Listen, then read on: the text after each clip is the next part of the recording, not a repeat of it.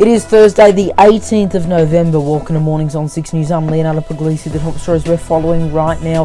Protests continue against Victoria's controversial proposed pandemic bill as Jewish leaders condemn references to Nazi Germany as shocking, inappropriate and wrong. Plus, the NT's COVID-19 cluster grows. A 3-week-old baby among the new infections, taking the Catherine Robinson River cluster to 19 with the lockdown imposed in both regions. And former Labor MP Craig Thomson charged over an alleged involvement in a multi-million-dollar migration fraud, now potentially facing 10 years in jail if found guilty following his arrest.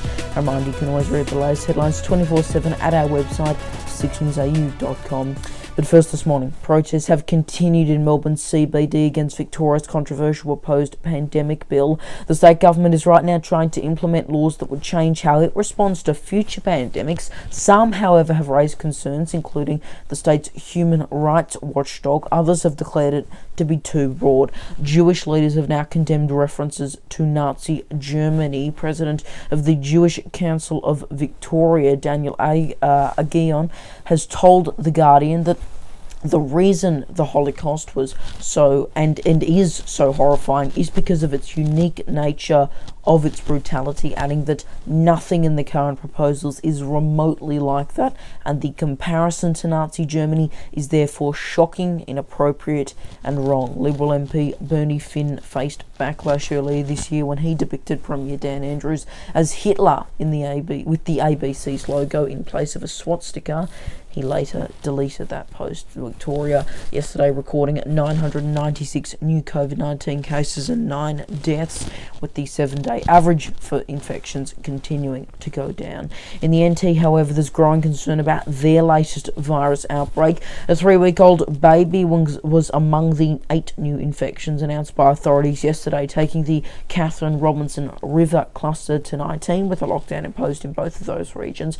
Health officials say anyone who has been in Catherine since November the 7th should get tested whether they are symptomatic or not, then isolate until they get a negative result, while those who are in Robinson River since November 11th are being asked to do the same.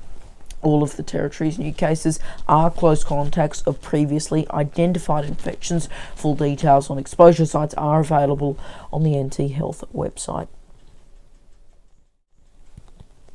Human remains to be found at New Zealand's Pike River mine more than a decade after the disaster that killed almost 30 people. The explosion in 2011 was caused by a build-up of flammable methane gas inside the mine, killing 29 people, including 2 Aussies, and remaining one of the country's worst ever workplace accidents.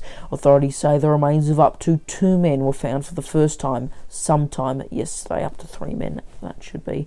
Meanwhile, former federal Labor MP Craig Thomson has been charged over his alleged involvement in a multi-million-dollar migration fraud. Thomson has been accused of being the prime facilitator, alleged to have made $2 million from the scheme.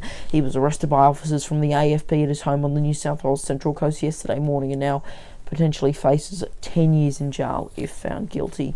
Now to today's forecast right across the country. Brisbane partly cloudy, expecting a top of 26 degrees, 22 in Sydney, 23 in Canberra, 26 and a chance of showers in Melbourne, 15 and rain in Hobart, 27 in Adelaide, 36 in Alice Springs, 23 in Perth, and in Darwin a warm top of 35.